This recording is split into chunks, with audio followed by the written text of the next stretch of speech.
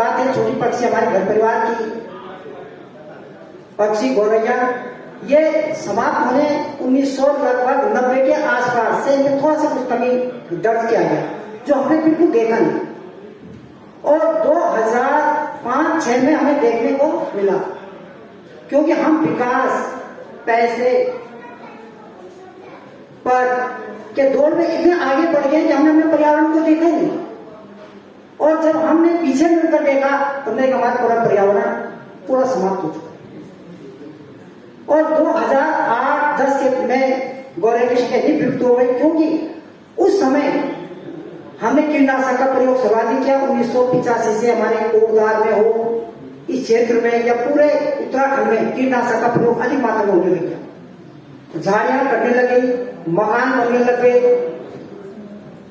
गौरैया के लिए जो भोजन होता है उसके बच्चों के लिए हरा कीड़ा होता है। हमारे घर के आसपास जो हरियाली तो समाप्त हो गया, क्योंकि गौरैया को अपने बच्चे को हरे कीड़े लाने के लिए लंबा सफर तय करना पड़ा। और जब मार्ग से आए, जब का विकास हुआ, गाड़ी रास्ते में कोई तीव्र गति से वाहन आया, उसकी चपेट में गौरैया समाप्त हो गई। पर पक्षी चिड़िया, चाहे चिकराबाज हो चाहे अन्य हो, उसने भी उसका शिकार कर दिया। और धीरे धीरे धीरे धीरे उनकी संख्या बहुत कम हो गई। आज हम किस युग में जी रहे, प्रदूषित पर्यावरण में। आज किसी का भी मस्तिष्क स्वस्थ नहीं है, सोचने की शक्ति समाप्त हो चुकी है। आपने देखा होगा ब्लड प्रेशर लगभग सबका है, अच्छी फीलिंग नहीं आ रही। क्या कारण है? जब जगह हमारे पास टावर लगे हैं, टावर से निकलने वाले जो विकिरण है, रेडिएशन है, वो कहीं ना कहीं हमको प्रभावित करें। हम इसकी ओर ध्यान नहीं दे रहे, हम उसी को झुक रहे, रात में मोबाइल देख रहे हैं। और जब मोबाइल हमारे हाथ में है तो एक रेडिएशन हमारे शरीर में प्रवेश कर रहा है। यही रेडिएशन पक्षियों के शरीर में प्रवेश कर रहा है, तो कहीं ना कहीं वो भी क्या हो रही है, विचलित हो रही है, खास तौर से छोटी पक्षी। हमारे घर के आसपास बहुत ज्यादा पहले हरियाली होती थी, जंगलों में देखा आप प्रतिवर्ष आग लग रहा है। नदी नाले इतने प्रदूषित हो चुके हैं कि वो पानी पीने लायक नहीं। इसी प्रकार से हम लोगों के अंदर दया भावना भी समाप्त हो चुकी है। हम अपने घर को अच्छा दिखने के चक्कर में जाले लगा रहे हैं। जब हम अपने घर मकान बनाए तो थोड़ा ना थोड़ा हम पक्षियों के बारे में सोचें। हम अपने घर के आसपास गौरैया के अतिरिक्त 20 से 25 प्रकार के पक्षियों का संरक्षण का कार्य बहुत आसानी से कर सकते हैं।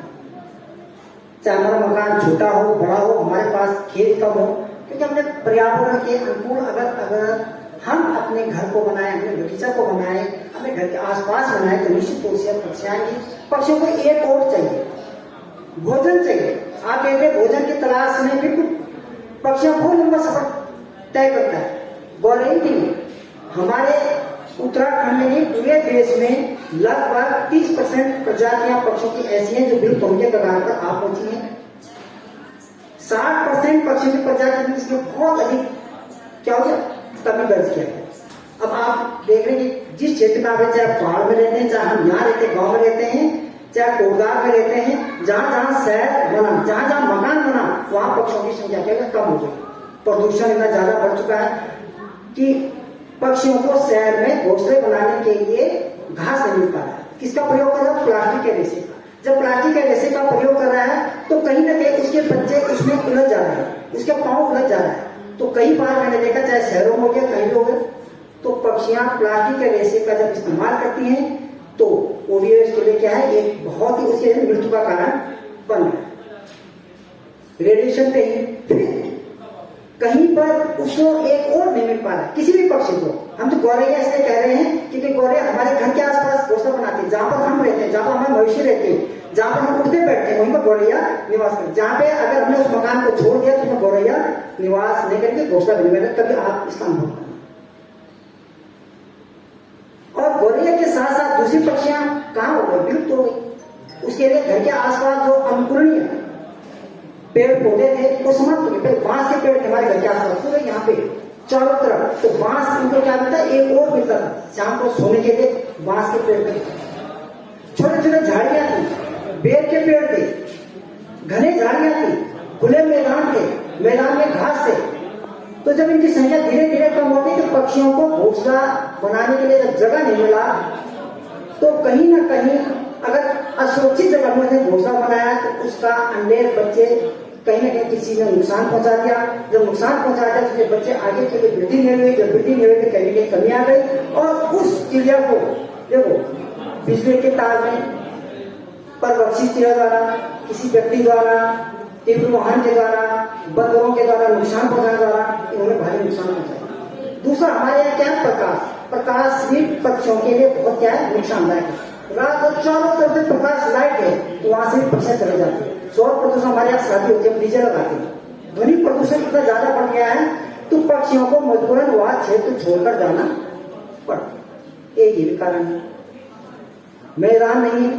कीटनाशक का प्रयोग हम अपने फसल के उत्पादन को बढ़ाने के लिए कीटनाशक का प्रयोग करते हैं। तो कीटनाशक का जब हम प्रयोग करते हैं, उदाहरण था ये मार्च और अप्रैल के महीने में हम लीची के, आम के जो फूल लगते हैं, बोल लगते हैं, क्या करते हैं, छिड़काव करते हैं। छिड़काव करने के बाद उसमें कीड़े मकोड़े मरते हैं। इसी समय गौरैया अपना घोंसला बनाती है। घोंसले में जो बच्चे होते हैं उसके लिए छोटे हरे कीड़े पेड़ से निकलते और वो हरा कीड़ा जब कीटनाशक युक्त होता है उसका बच्चा अपने बच्चों को देता है तो निश्चित होते कहीं ना कहीं उसके बच्चे क्या हो जाते हैं, बचने की संभावना कम रहती है। ये मेरे घर में मैंने बहुत बार देखा। तो कीटनाशक का सर्वाधिक प्रयोग या अन्य चीज का, इसी प्रकार से अन्य बहुत सी पक्षियां हमारे यहाँ समाप्त नहीं। हमने उन जगह, उन सुरक्षित क्षेत्र में जहां पक्षियां रहते थे निर्जन, वहां पे हमने जाना शुरू कर दिया, आवाज करना शुरू कर दिया। जहां पे पक्षियों का क्षेत्र था पिकनिक स्पॉट बना दिया। वो क्षेत्र हमने वाहन यानी गाड़ी के लिए जब रास्ता बनाया, बाबू की आवाज हुई तो वहां से पक्षियां छोड़ के चले गए। जहां पर मैं कई जगह जाता रहता हूँ, देखता रहता हूँ इस चीज को। जहां तक गीत की बात है, गिद्ध पक्षी, तो गिद्ध पक्षी भी 1900 लगभग 84-85 समाप्त है। क्यों हुए समाप्त? कीटनाशक का प्रयोग। किसी के गाय बच्ची को गांव में अगर बाघ ने मार दिया, हमने कीटनाशक का प्रयोग करने की बाघ मर जाए, पूरे झुंड समाप्त हो गए। और 85 से 1990 तक आने में लगभग 90%, 2000 तक आने में 99% की समाप्त हो। क्या कारण था? कीटनाशक। दूसरा, अब जो मुख्य कारण आ रहा है किसी पक्षी के लिए, खास तौर से गिद्ध के लिए, और भोजन की कमी। मवेशियां, जो हमारे सारे मवेशियां समाप्त हो गई पहले जैसे मेरा, तो गिद्ध को भी बहुत लंबा सफर तय करना पड़ता है भोजन की तलाश में। और गिद्ध का जो अंडे देने की दर है, प्रजनन दर बहुत कम। अगर 10 गिद्ध है उनमें एक और 2 ही घोंसला बनाए। अब उस बच्चे को पालते पालते अगर बाय चांस कहीं कीटनाशक का प्रयोग हो गया तो पूरा पूरा क्या हो गया, उनका समाप्त हो गया। इसी प्रकार से बहुत से प्रकार में देखोगे हमारे क्षेत्र तीतर और बटेर के लिए बहुत फेमस है। ये क्षेत्र भाबर का मतलब ये कह सकते हैं तराई क्षेत्र से लगने वाला जो भी वन होता है उसमें सर्वाधिक पक्षियों का घनत्व होता है। जैसे हमारे क्षेत्र का नाम सुना जाए, लेकिन प्रति वर्ष जंगलों में हम आग लगा रहे हैं। जब घोंसला बनाने का समय होता है, अब अप्रैल से आग लगना शुरू होता है, जून तक हो जाता है, तो चिड़िया, जितनी भी चिड़िया होती है सारे क्या हो जाते हैं, उनके घोंसले जल के नष्ट हो जाते हैं। इसकी संख्या में धीरे धीरे कमी हुई। अब हमारे चिड़िया इतनी ज्यादा महत्वपूर्ण है, कभी आप देखना, मैंने इसलिए बात भी कहा था कि क्यों मरते हैं भाई, छोटे छोटे कीड़े मकोड़े तो खाता है, हानिकारक हमारे घर के आसपास, लेकिन सबसे ज्यादा होता है उसकी ध्वनि। हमारे पास लगभग 80 प्रकार की चिड़िया ऐसी हैं जो ऐसी ध्वनि उत्पन्न करती है कि मानव के शरीर से कोई भी बीमारी, माइग्रेन हो गया, चाहे ब्लड प्रेशर हो गया, तो सोचने की शक्ति कम हो गई, कभी कभी दुख होता है, उनको परेशान होता है, तो एक प्रकार का ऐसा ध्वनि यानी उसकी तीव्रता ऐसी होती, फ्रीक्वेंसी ऐसी होती है जो कि मानव शरीर से इन सारी बीमारियों को बाहर निकालती है। आपने कुक्कू देखा होगा, कोयला कुक्कू। कुक्कू का मतलब वह पक्षी जो अपना घोंसला नहीं बना, वो दूसरे के घोंसले में क्या देती, अंडा देती। पहले हमारे क्षेत्र में 18 प्रकार के कुक्कू पाए जाते हैं। कुक्कू का मतलब जो पक्षी दूसरे पक्षी के घोंसले में अंडा देते हैं, दूसरा पक्षी उसके बच्चे को पालता। 18 प्रकार के कुक्कू थे, लेकिन अब सिर्फ 5-6 प्रकार के। उनकी आवाज सबसे सुरीली और मीठी होती है। और जब पुराने जमाने में किसी को कोई शोध करना है, कोई शोध विचार करना है, ऋषि मुनि हो, घने जंगल में क्यों जाता है? इन पक्षियों की आवाज, इस पक्षियों की आवाज से उनकी सोचने की क्षमता क्या होती है, बढ़ जाती है। कभी आप देखना अगर सब मोबाइल क्या करते हैं, घर की सारी चीजें क्या करते हैं और जंगल में बैठ जाए जहां पक्षियों की आवाज आती है, तो आपको बहुत प्रत्येक व्यक्ति के मस्ती से अच्छी फीलिंग निकल गई है, तबीयत अच्छा नहीं, सब कुछ मिल रहा है व्यक्ति को, लेकिन अच्छी फीलिंग क्या है, अच्छी खुशी नहीं है। कारण क्या है? यही है, हम नेटवर्किंग क्षेत्र में जी रहे हैं जिसने हमको समाप्त कर दिया है। खान पान हमारा ऐसा हो गया पूरे बॉडी में कि धीरे धीरे धीरे धीरे में मशीन के जैसे कार्य करें। तो आओ हम सब मिलकर के, सभी मिलकर के पक्षियों की प्रजातियों को बचाने को कार्य करें। पक्षियों की प्रजातियों को जब हम बचाएंगे निश्चित तौर से पेड़ पौधे भी बचाएंगे, नदी नाले भी बचाएंगे, अपने घर को पर्यावरण के अनुकूल करेंगे। तो हमने पक्षियों को बचाने के लिए अपने घर से ही कार्य करना है। पहले तो अपने घर में पेड़ पौधे लगाओ, फूल के लगाओ, बेल के लगाओ, कोई भी लगाओ, छोटा मकान है बड़ा मकान है, इससे जगह कम है ज्यादा से बेहतर है, उसको डेकोरेट करो। प्लास्टिक से नहीं, वास्तविक पेड़ पौधे से। वो पेड़ पौधा आपको ऑक्सीजन भी देगा, कुछ औषधि भी देगा, फल भी देगा, सब्जी भी देगा और चिड़ियों को भोजन भी देगा। जब ये चीज आप हमको मिलते रहेंगे तो आपके घर के आसपास पक्षियां घोंसले बनाएंगी, सुबह आवाज भी करेगा। कभी सुबह पक्षियों की आवाज जब हमारे कानों में जाता है, हमारे मस्तिष्क में जाता है तो हमारी फीलिंग बहुत सरल। और गाड़ियों की आवाज जब सुनते हैं तो वैसे भी आदमी को चिड़ पड़ा जाता है। बिल्कुल आप देखो, हल्का भी गुस्सा रहे तो तनाव ज्यादा बढ़ जाता है। कारण क्या है? यही है कि हम किस माहौल में जी रहे हैं, प्रदूषित माहौल में जी रहे हैं। इस प्रदूषित माहौल को हम अपने घर से, किसी के नहीं बोलेंगे, अपने घर से हम सुधार करेंगे। पक्षियों का एक डब्बा लगाएंगे, घर के आसपास पक्षियों के अनुकूल बनाएंगे तो निश्चित तौर से मानव हमारे लिए जीने के लिए एक रास्ता मिलेगा। जहां जहां पक्षियों की संख्या कम है तो आप लगाओ वहां मानव जीने लायक नहीं है। यानी पक्षियों की संख्या क्या होता है? मानव के स्वास्थ्य का कारण। और जहां पक्षियां नहीं है वहां इस तरह कुछ ना कुछ ऐसे इस प्रकार से जीवाणु, इस प्रकार से कोई बीमारी है जो मनुष्य के लिए भी खतरा उत्पन्न कर सकता है। तो हम अपने घर से ही पक्षियों को बचाने हेतु कार्य करें। अभी मैं क्योंकि समय बहुत ज्यादा हो चुका है, क्योंकि पक्षियों में बहुत लंबा कई चीजें ऐसी है कि पक्षियां घोंसला, जैसे मैंने कहा कि पक्षियां घोंसला कहाँ बनाते हैं, घोंसला की पक्षियां जहां जाएंगे प्रत्येक क्षेत्र में घोंसला बनाती है। नदी के किनारे हो गया, आपके जंगलों में हो गया, घने जंगलों में हो गया, फिर घर के आसपास हो गया, मकान में हो गया, खंडरों में हो गया, चट्टान में हो गया। तो जहां भी जाएंगे प्रत्येक क्षेत्र में पक्षियां घोंसला बनाते हैं। तो पक्षी की प्रजाति भी क्या होगी? अलग होगी।